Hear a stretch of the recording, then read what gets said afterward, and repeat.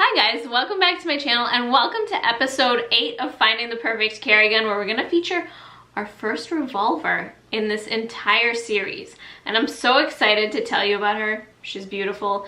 But before I do that, I want to ask you guys to please subscribe to my channel if you're enjoying my videos and you haven't done so already. Any interaction you guys make with my channel, comments, likes, the notification bell, any of that helps to support what I do here at She Equips Herself and just helps me to keep doing what I'm doing and making these videos for you guys. Alright, so let's talk about the 632. Smith & Wesson sent me this revolver so that I can do a video for you guys. And of course, because it's called the Ultimate Carry Revolver, that's what they're calling this thing, I thought it would be perfect for the Perfect Carry Gun series. Because I know a lot of people really love revolvers, love to carry revolvers, love to recommend revolvers to people. And I'm specifically thinking of dudes who recommend a 38 snub nose to a woman that's like my size and think that it's like the best gun for everybody to carry. And that might not be the case, because I shoot something like this, little air weight. It's a 38, and let's just be honest, I don't like to use the H word, but I hate it. I hate it. I don't like shooting this gun at all. It hurts my hand. I won't.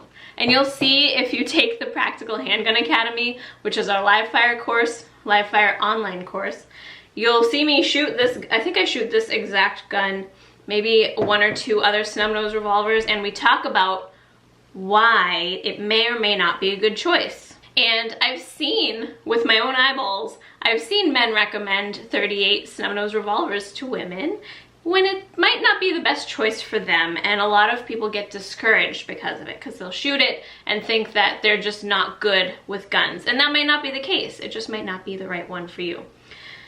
So when I heard about this caliber, the 32, I was like mind blown. Why had I never heard of this before? No one I know has ever mentioned it to me. It's never come up in classes I've taken or people who've been in classes with me.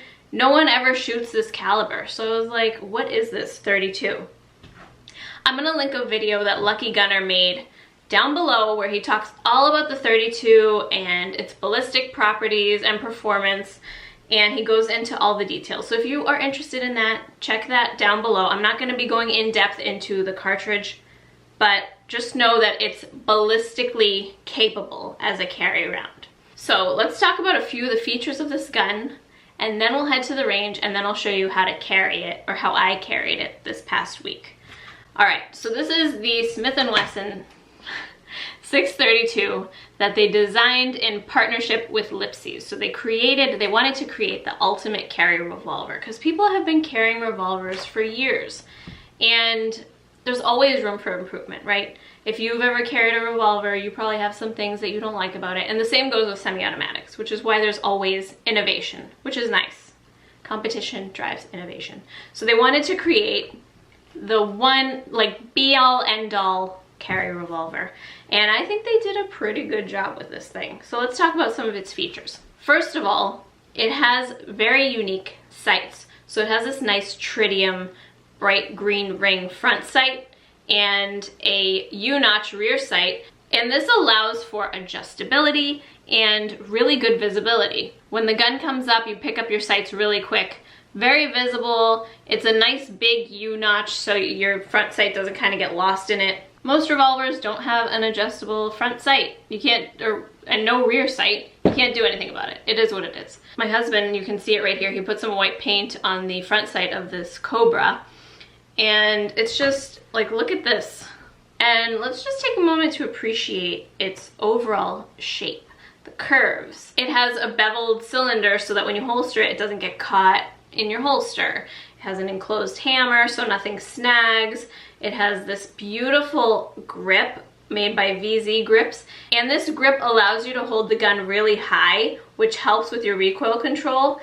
And even for someone with small hands like me, like, look how thick that is. I can still reach the trigger and everything totally fine. The grip is not an issue for my sized hands. Very comfortable. Usually we'd have to put something like a Hogue grip on one of these revolvers like this one has, but the grip on this gave me zero issues. It's totally comfortable. My hand fits on it. My husband's pinky was slipping off. He has a much larger hand than me, but for me, it was totally fine. Very comfortable to hold, no issues there. And they also put a relief in the grip on the left side so that when you pop the cylinder out, you can use the speed loader there and it won't get in the way. The grip won't get in the way. So just a very thoughtful design and beautiful. Like, it's so pretty, right? Did I just sound like a total girly girl? But it is. It's really pretty. I think even the men out there can appreciate that. So the cylinder allows for 6 rounds of 32, and the thing with this is that I would, like, if someone told me you should carry a revolver, I'd be like, no, I'm not carrying a 38 snub-nose revolver. But if they gave me this, I'd be like, okay, maybe. Like, this would be my carry revolver if I decided I want to carry a revolver. Now, because I usually carry, I shouldn't say usually, I always carry a semi-automatic. That's what I'm used to. I'm used to the reloads. I'm used to all of the functionality and the way that a semi-auto works. So you'll see when I was shooting this at the range, trying to do reloads fairly quickly was a bit challenging for me, and even slowly. Like, it's a totally different motion than reloading a semi-automatic. And I actually liked that you guys could see me kind of struggling through that at the range, because I think it's important to know when you're used to a semi-automatic, a revolver is a totally different game. It's different manipulation, different grip, but revolvers are great for many reasons, which is something that I go into in depth in the Armed and Confident Academy. We talk about like the pros and cons of revolvers versus semi-autos and how to decide which one's right for you. But a lot of people really like revolvers because they're simple. If something goes wrong and your round doesn't go bang, you pull the trigger again, the cylinder cycles, and it goes bang. Whereas with a semi-automatic, the malfunctions can be a little more complicated and involved and take more time to clear. They're just simpler, and I really enjoy that. I really do about a revolver. In the past, I would have said like, no, I'm not gonna carry a revolver, but maybe with this guy, I don't know. I love my semi-autos though. But it's nice to have an option for a revolver that I can carry and enjoy shooting. That's a big deal for me, because it was either it was a big revolver that I liked shooting but couldn't carry, or a small revolver that I could carry but did not enjoy shooting. So this is a great balance of both. So I think that they did a great job in creating the ultimate carry revolver. Now let's talk about the trigger, because I did have one problem at the range, and the trigger was the problem. It's not the trigger itself, it's actually my hands. Because at around 80, when I started shooting with my dominant hand, my right hand, my index, my trigger finger just like stopped working. I couldn't muster up the strength to get my finger to pull the trigger. And it was very frustrating, to be honest. I don't like when I cannot do something, but I physically could not pull the trigger. So you'll see in the video, I had to rest a little bit, like rest my hand and then go again. But if I had bought this gun and then gone to a class with it and only shot like even 50 rounds with it, I wouldn't have noticed that. It took up to 80 rounds where I finally started shooting one-handed, and then I realized that I'm unable to pull the trigger. So that was frustrating, but I was glad that I could show that to you guys. In case you go and get this gun and then you have the same problem, I do have a solution for you that I want to share with you. If you've seen some of my older videos, you might see me recommend this little guy here. It's made by Everlast. I got it on Amazon, so I'll link it below if it's still available, or I'll try to find something similar. And let me tell you a little story about why I bought this thing. So back in I think it was 2014, I was preparing to get my license to carry out of Boston, Massachusetts, because that's where I lived. And Boston requires you to take a actual physical shooting test as part of your application process. You have to pass this shooting test. You have to get a certain score, or else they will deny your license to carry. I was preparing to take this shooting test, and they make you take it with a 38 revolver, which is bizarre, right? I think that's bizarre. Anyway, so I ended up going to the range with a friend of mine who was an instructor, and he kind of took me through the whole test so that we could see how my skills were and so that I could practice and be comfortable when it came time. And one thing that I noticed I was having trouble with was shooting with my right hand only. Pulling the trigger after so many rounds got really tiring on my whatever muscles it takes for me to do this. So I ended up finding this on Amazon, and I would just work on my grip strength, my finger strength, doing them all together, doing just this one. My pinky, I think, is totally useless. But I would just sit there and do this at my desk, in the car, watching TV. I would just use this just to practice. And I like that it's shaped like the grip of a gun, so that my hand can just go around it like it would grip a gun and just simulate that movement and just work, like do reps. It's like working out at the gym, just do your reps. And it really helps to get your finger strength better, improved. So if you have an issue like that, I love this thing. I'm gonna start using it again because obviously I need to for something like this. I'm used to my shorter trigger pull, lighter trigger semi-autos. So if I were to make this my carry gun and I was gonna take classes with it and shoot hundreds of rounds, I would definitely need to work on my finger strength. So I'm gonna show you right here a 32 next to a 38. And this is the 32 H&R Magnum, which is what I carried this week as part of this video. So you'll see, oh my goodness.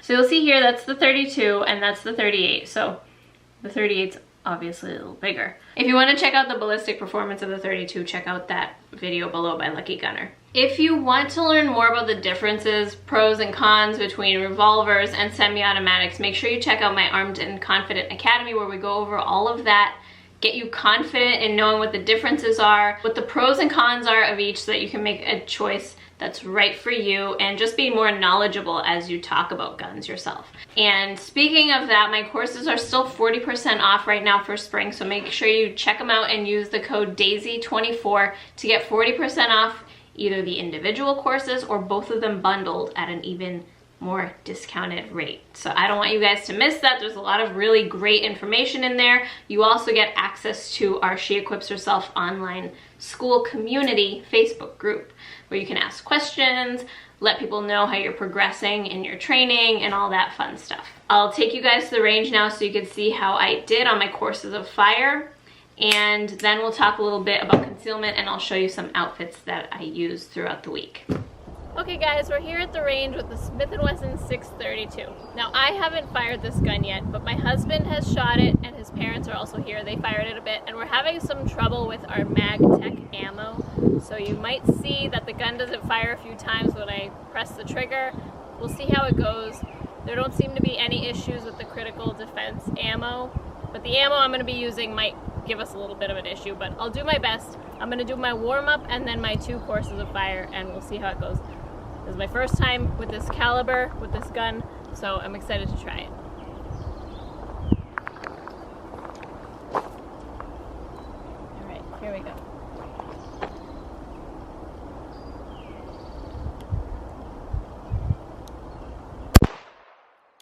Oh, really light.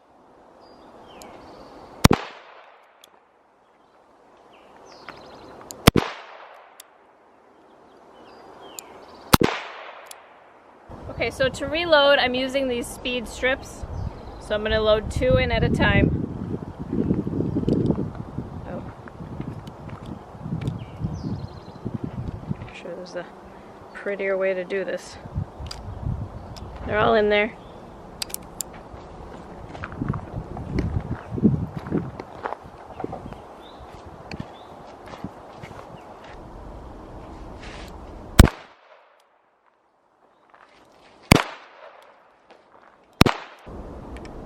I have to figure out a way to do this like smoothly. When you're used to semi-auto, it's a bit of a transition going back to a revolver. Okay. I just want to see how it feels.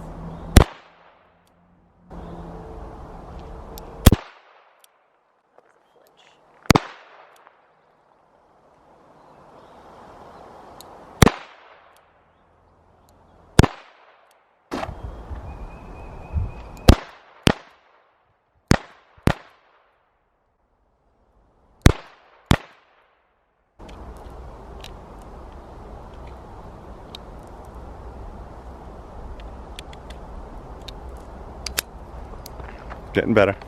It's gonna be slow at first. Well, plus you're using wad cutters. Yeah.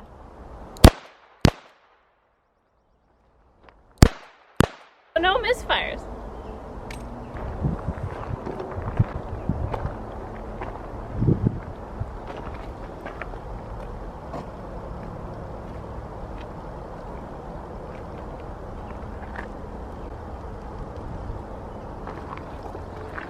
You show that high one?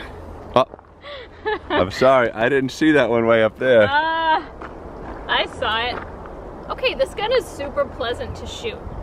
Way different from a .38 snub-nose revolver. My hand doesn't hurt at all. It's an adjustment because I'm used to semi-auto. Heavier trigger. Yeah, we'll see how I do. Okay guys, I'm gonna do my first qual now with the 632. Wish me luck.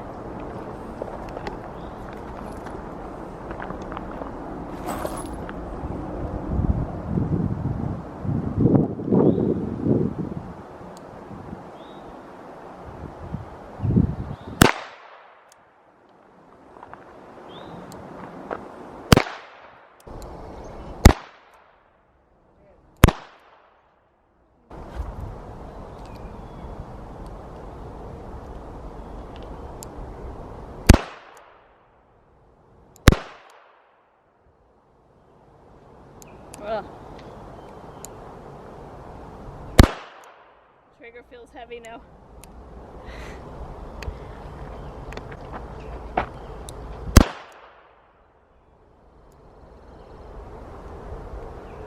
Oh my god.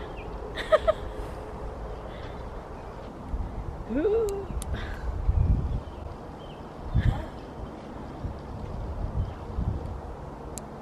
I think that's it.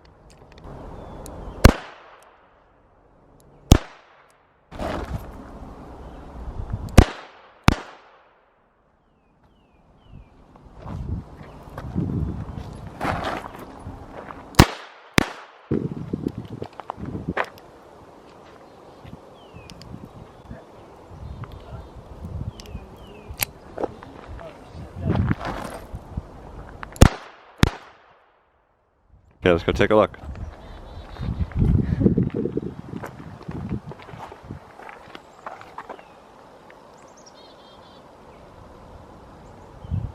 It's funny, you can see the difference. In the type of bullet? Yeah. Yeah. Okay, it wasn't bad. The one hiccup I had was when I was shooting with my right hand. It was just hard for me to pull the trigger after a few rounds. But other than that, comfortable to shoot. I really like it. Okay guys, round 2 with the 632. Let's see if I can do a little bit better. Just so you guys know, I'm shooting 32 long, not 32 H&R Magnum, which would be my carry rounds. And also I'm doing 4 rounds and then 6 since I don't want to be doing 5 and 5. Okay, I'm gonna start my second qual now. I don't think we need. All right, here we go. 5. Quiet on the set!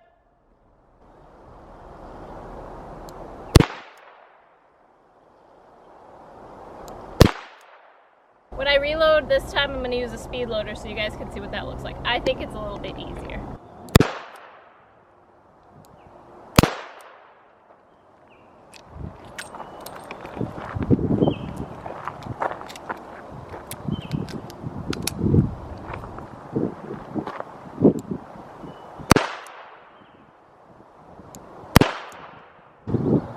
Come on, it's almost there. I can't do it. I can't do it. I gave my hand a little break.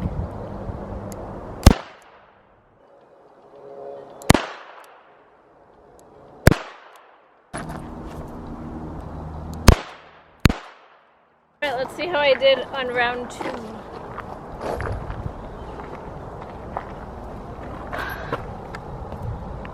Oh my goodness, look at this one. Don't miss that.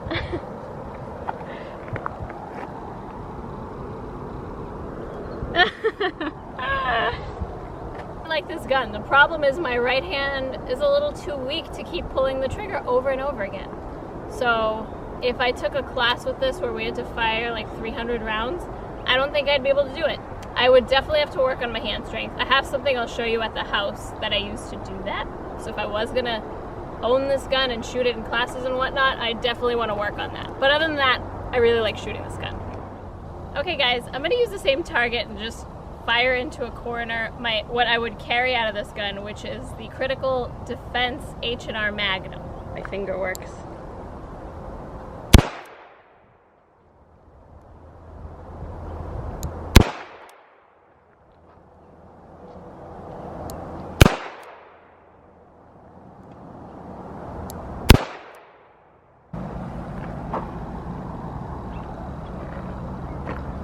the recoil wasn't bad on that at all. Okay guys, here are my 2 targets. My lovely husband just scored them. My first round I had 9 misses, so I scored an 82%. And my second round I had 8 misses and I scored 84%, which means I will be carrying this gun this week because I scored more than an 80. Hey guys, we're going out to breakfast this morning, so I wanted to show you how I'm carrying. I have kind of a dressier outfit on. Sometimes I just feel like dressing up, so I'm carrying in this bag that you guys know I love. And I think one of my qualifications for this perfect carry gun is gonna be that it should fit in this bag because I just love wearing it all the time. But I decided to not put the holster in the pocket because it doesn't quite fit with the little Velcro holster in there. And I'm confident enough with the heavy trigger pull of this gun to just have it in this separate pocket all by itself. So that's how I'm gonna be carrying the 632 today. Good morning guys. I'm about to take my 2 dogs for a walk, so I wanted to show you how I'm carrying the 632 today. I've been really loving carrying it in the sticky holster.